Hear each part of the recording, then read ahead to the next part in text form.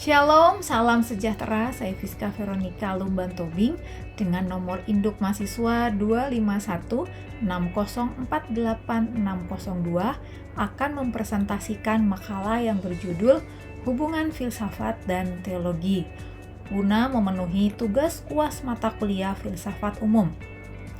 Dalam presentasi ini kita akan membahas hubungan antara iman Kristen dan filsafat serta bagaimana keduanya dapat saling melengkapi dan bukan saling bertentangan.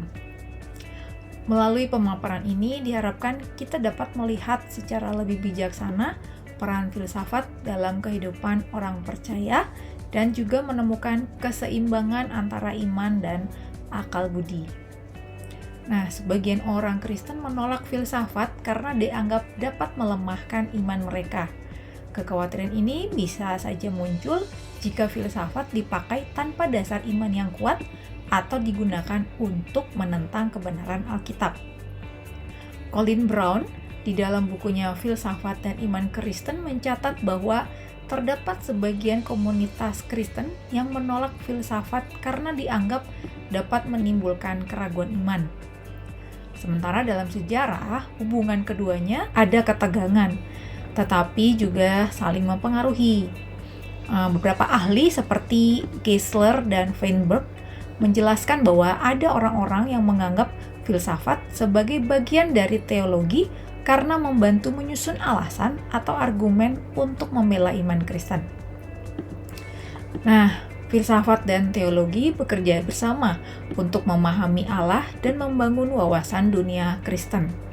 Filsafat juga membantu teologi dalam menyusun argumen untuk membela iman Kristen. Berikutnya, pengertian teologi. Secara etimologis, kata teologi berasal dari bahasa Yunani, yaitu theos yang berarti Allah dan logos yang berarti ilmu atau firman. Dalam tradisi kekristenan, teologi merupakan upaya yang teratur dan sistematis untuk memahami, menerangkan, serta menyampaikan kebenaran mengenai Allah berdasarkan wahyu yang telah dinyatakan oleh Tuhan, khususnya melalui kitab suci. Berikutnya, fungsi teologi. Fungsi teologi yaitu membantu memahami Allah dan hidup sesuai iman. Jadi teologi menolong kita mengenal siapa Allah dan bagaimana menjalani iman dalam kehidupan sehari-hari. Fungsi yang berikutnya yaitu menguji dan memperdalam iman secara masuk akal. Jadi teologi membantu kita berpikir tentang iman dengan baik, sehingga kita tidak hanya percaya, tapi juga bisa mengerti alasan di baliknya. Fungsi berikutnya yaitu menjawab pertanyaan dan tantangan. Jadi teologi menolong kita menjelaskan iman supaya tetap masuk akal dan tidak sekadar percaya tanpa pemahaman. Berikutnya, kita beranjak kepada filsafat. Filsafat berasal dari kata Yunani yaitu philosophia, yang berarti mencintai kebijaksanaan. Terdiri dari dua kata, ya dalam bahasa Yunani philos, yang artinya cinta, dan sophia yang artinya kebijaksanaan. Makna ini menunjukkan bahwa filsafat merupakan upaya manusia untuk mencari dan memahami kebijaksanaan dalam menjalani kehidupan. Nah, filsafat sebagai sebuah disiplin ilmu memiliki cakupan pembahasan yang sangat luas. Nah, secara umum kajian filsafat terbagi ke dalam 3 bidang utama, yaitu metafisika, epistemologi, dan etika. Yang pertama, cabang metafisika, cabang utama filsafat yang mempelajari hakikat realitas, keberadaan, dan segala sesuatu yang ada. Istilah metafisika berasal dari bahasa Yunani yaitu metatafisika, yang secara harfiah berarti sesudah fisika. Metafisika ini membahas pertanyaan-pertanyaan seperti apa yang sesungguhnya nyata, atau apakah Allah ada. Berikutnya, apa hakikat manusia dan keberadaannya. Begitu. Jadi, dalam teologi Kristen, metafisika penting karena ternyata membantu menjelaskan siapa Allah sebagai yang tertinggi, sebagai pencipta dunia, dan sebagai sumber segala sesuatu. Jadi melalui pemikiran ini, Teologi mencoba memahami hubungan antara Allah, manusia, dan dunia dengan lebih dalam. Berikutnya yaitu epistemologi. Epistemologi ini cabang filsafat yang secara khusus mengkaji pengetahuan manusia, mencakup sumber, proses perolehan, ruang lingkup, serta dasar pembenaran suatu pengetahuan. Epistemologi membahas pertanyaan-pertanyaan seperti apa yang dimaksud dengan pengetahuan, atau bagaimana manusia memperoleh pengetahuan, atau apakah manusia dapat mencapai kebenaran yang pasti. Nah, dengan demikian, epistemologi tidak hanya membahas isi pengetahuan saja, tetapi juga dasar yang membuat suatu keyakinan layak diterima sebagai pengetahuan. Cabang ilmu filsafat yang ketiga yaitu aksiologi. Aksiologi adalah cabang filsafat yang membahas tentang nilai atau values, baik nilai moral, estetika, maupun nilai-nilai lain yang menjadi pedoman dalam kehidupan manusia. Pertanyaan-pertanyaan yang dibahas dalam aksiologi seperti apa yang bernilai dalam kehidupan, apa yang baik dan pantas untuk dilakukan, atau apa yang indah dan layak dihargai. Nah, untuk aksiologi sendiri ada dua bidang utama. Yang pertama etika dan yang kedua estetika. Etika ini membahas tentang nilai moral, apa yang dianggap baik atau buruk, atau apa yang dianggap benar atau salah di dalam satu tindakan manusia. Lalu berikutnya estetika yang membahas tentang nilai keindahan, apa yang dianggap indah atau tidak indah, misalnya dalam sebuah karya seni, dalam alam gitu ya, atau karya manusia. Berikutnya, peranan filsafat di dalam kehidupan. Ada dua yang saya tulis. Yang pertama yaitu sebagai sarana berpikir kritis ya. Jadi filsafat bisa membantu kita berpikir lebih teliti, tidak asal percaya, dan bisa menilai sesuatu dengan baik. Berikutnya, peranan kedua mencari kebenaran secara rasional. Filsafat bisa membantu kita mencari kebenaran dengan menggunakan akal dan logika, bukan hanya dengan perasaan atau menurut kebiasaan saja. Berikutnya, kita membahas persamaan filsafat dan teologi. Ada beberapa persamaan yang saya tulis. Yang pertama, filsafat dan teologi mencari kebenaran tentang realitas dan kehidupan manusia. Lalu yang berikutnya, persamaan berikutnya, keduanya membahas hal nyata atau empiris dan hal yang mendalam, metafisik seperti Allah dan tujuan hidup. Persamaan ketiga, keduanya bersifat sistematis dan reflektif. Sistematis di sini artinya tidak acak-acakan, tetapi mengikuti langkah-langkah yang jelas sehingga mudah untuk dipahami. Sementara reflektif artinya dilakukan dengan pemikiran yang mendalam, tidak hanya menerima begitu saja, tetapi dipikirkan kembali, direnungkan, dan dicari maknanya. Persamaan berikutnya, keduanya membahas realitas tertinggi. Artinya, keduanya sama-sama membahas hal-hal yang paling mendasar dan paling penting dalam kehidupan. Misal, membahas tentang Allah, keberadaan manusia, atau tujuan hidup manusia. Persamaan berikutnya, keduanya menjawab pertanyaan dasar tentang hidup manusia. Seperti misalnya, dari mana manusia berasal, untuk apa manusia hidup, apa yang benar dan apa yang baik, atau mungkin juga kemana kita setelah mati. Berikutnya, perbedaan antara filsafat dan teologi. Ada beberapa pembeda antara keduanya ya. Yang pertama berdasarkan sumber pengetahuan. Filsafat berasal dari akal dan pengalaman. Sementara teologi berasal dari wahyu Allah atau Alkitab. Yang kedua, berdasarkan metodenya. Filsafat menggunakan akal dan pemikiran manusia secara bebas. Artinya, seseorang bisa berpikir dan mencari kebenaran tanpa harus mulai dari keyakinan iman tertentu. Nah, sementara teologi berawal dari iman kepada Allah, tetapi tetap menggunakan akal untuk memahami iman tersebut dengan lebih jelas dan lebih teratur. Perbedaan berikutnya yaitu berdasarkan otoritas kebenaran.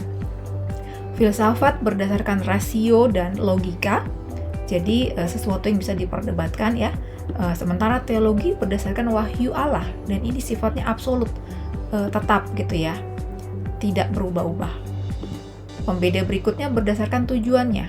Filsafat tujuannya mencari pengetahuan dan kebijaksanaan, sementara teologi tujuannya memperdalam iman dan hubungan dengan Tuhan. Berikutnya kita beralih kepada iman dan akal.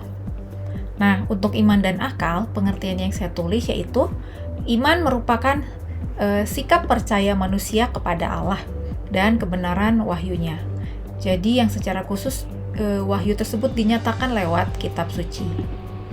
Sementara pengertian akal yaitu kapasitas berpikir secara rasional yang dimiliki oleh manusia. Adapun hubungan iman dan akal di dalam memahami kebenaran, kita bisa menggunakan konsep faith seeking understanding. Ya, konsep ini ditulis oleh Anselmus.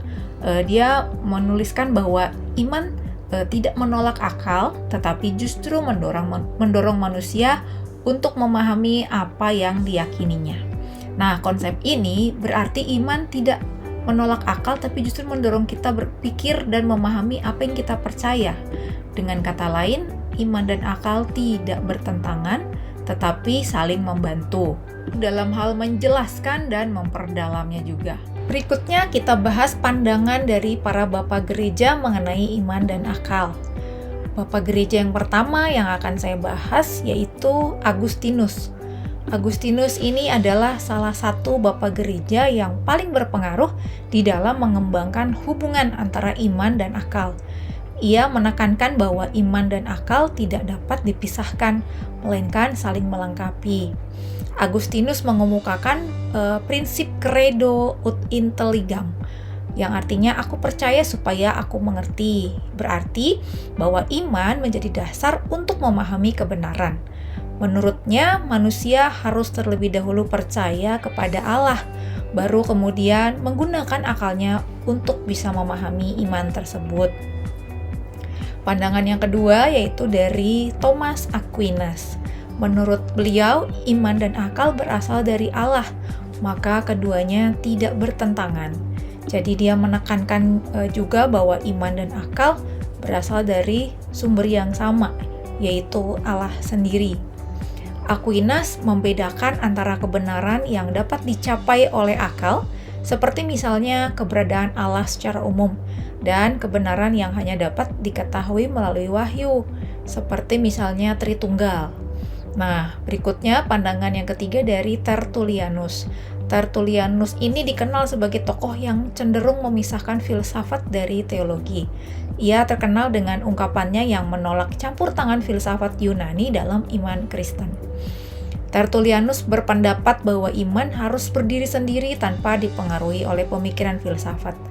Dalam pandangannya, terdapat ketegangan antara iman dan akal, sehingga filsafat tidak selalu diperlukan di dalam memahami kebenaran iman.